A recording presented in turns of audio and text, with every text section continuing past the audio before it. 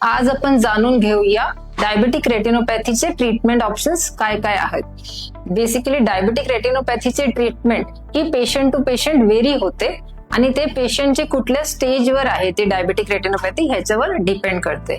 आता जर पेशंटला डोळ्यावरती पडद्यावरती सूज असेल, ज्याला आपण मॅक्युलर इडिमा म्हणतो, तर ह्या केसेसमध्ये आम्ही विशेष प्रकारचे इंजेक्शन्स हे डोळ्यांचे आत आपण देतो, याला म्हणतात अँटी VEGF इंजेक्शन्स।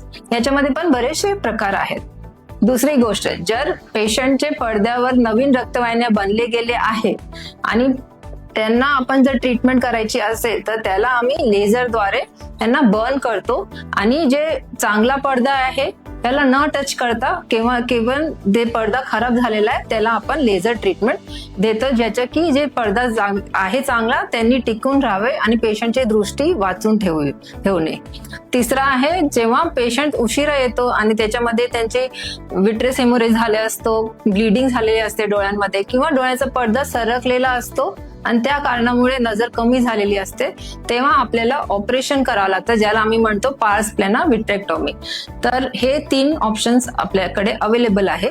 पण प्रत्येक पेशंटला प्रत्येक गोष्टी लागणार आहे की नाही हे जाणण्यासाठी आपल्याला वेळोवर डॉक्टरकडे जाणे आणि आपल्या जवळचे रेटिना स्पेशलिस्ट कडे जाऊन आपले डोळे चेक करणे हे फार गरजेचं आहे। धन्यवाद।